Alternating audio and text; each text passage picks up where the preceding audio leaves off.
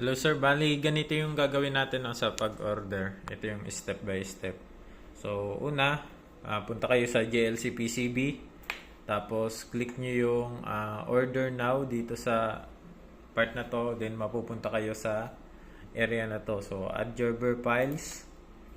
Add natin tong nakasip file na Gerber files. Ayan. Once na nag-upload na, antayin lang natin.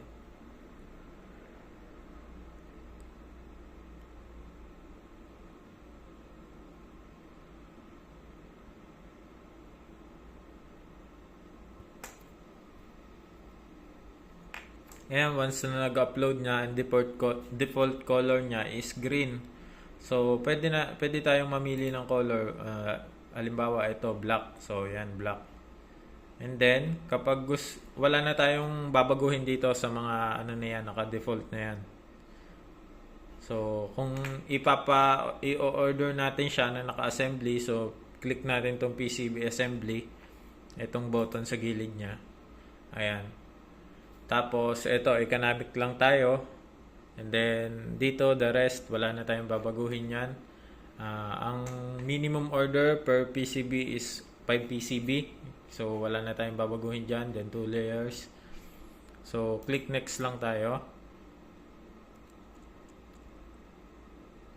Ayan. So, ito yung preview nung PCB mo, top. And then, ito yung sa bottom. Ayan, top, bottom. And then, next natin. So, i-upload na natin yung BOM, which is yung ito. BOM natin yan.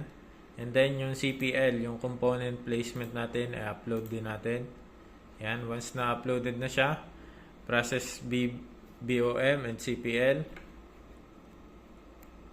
So, ito okay lang to kasi ito yung mga hindi natin sinama sa BOM kasi wala siya dun sa wala siyang manufacturer dito sa JLC PCB kagaya nung ESP32 module at saka yung buck converter natin at saka yung mga tawag dito yung mga screw hole natin, so hindi siya kasama sa BOM. So continue lang natin.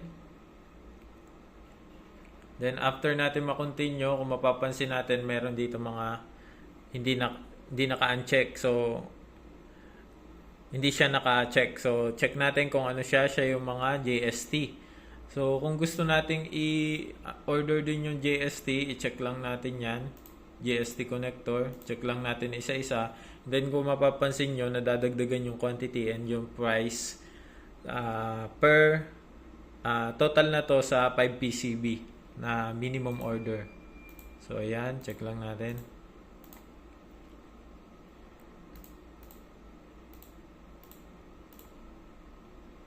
So ito JST din to, 4P na JST connector.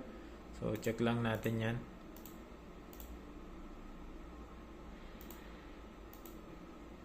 So once na na-review na natin lahat, ito yung price niya per quantity. Ayan. So ayan, next lang natin.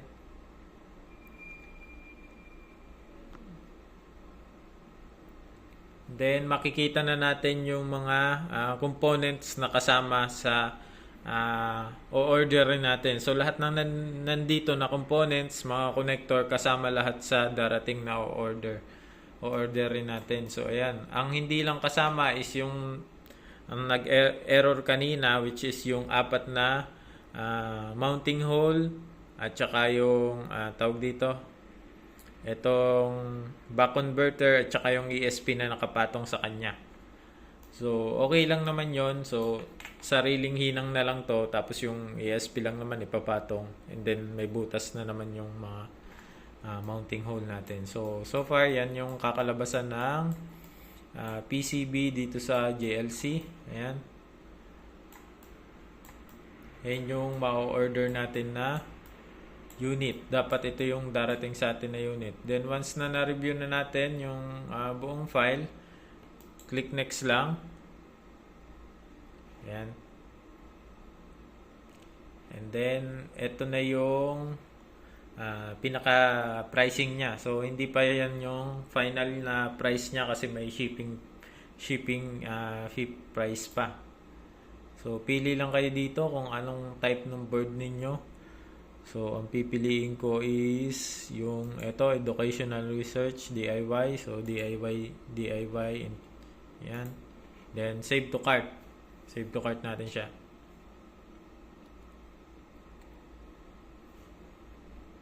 Then once na na-save to cart na, yan, ready to order na siya.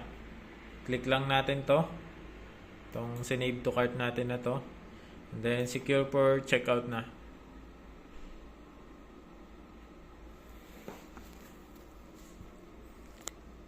So yan guys, yung checkout natin. Total ng 5 PCB na nakafabricate na yung nakalagay na yung mga components na sinelect natin. So total na babayaran ko is $119 for 5 PCB. So depende yan sa address, no? Sa akin medyo malayo kaya siguro medyo mahal. So kung okay na dyan, same as billing address, yan, continue lang natin. Then magmumura pa yan kung pipili kayo ng mga shipping method. So depende sa inyo kung anong shipping method ang gusto ninyo. Halimbawa itong UPS, yan, nabawasan, naging $99 na lang. Kapag DHL, yan, $119. Pag FedEx, yan, medyo mura. Pag e-post, yan, $57 lang. Pero syempre, pag mura nung price, pag tagal nung delivery ng ating item. So, ayan. 10 to 16 days, 4 to 6 days. Ayan, depende sa inyo. Ayan, sa continue lang natin.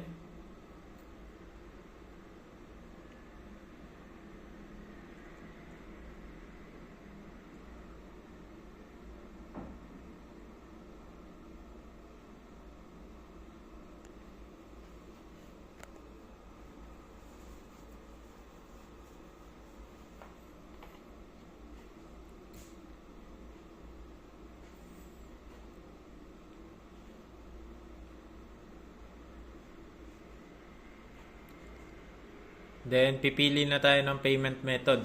Ayan. Kung gusto niyo ng PayPal, so mag-cash in kayo sa PayPal. Kung may credit card kayo or Google Pay, so depende na sa inyo. So, ayan. Once na bayaran nyo na to online, so, ayan na, magpo-proceed na siya ng pag-fabricate ng PCB. So, ang gagawin nyo na lang is mag-aantay na lang kayo na darating yung PCB nyo. Ang alam ko may babayaran din na parang custom fee or tax sa pagdating ng PCB. So may magte-text naman sa inyo ng kung magkano pa yung babayaran ninyo pag dineliver na yung item. So yun lang guys. Thank you and God bless.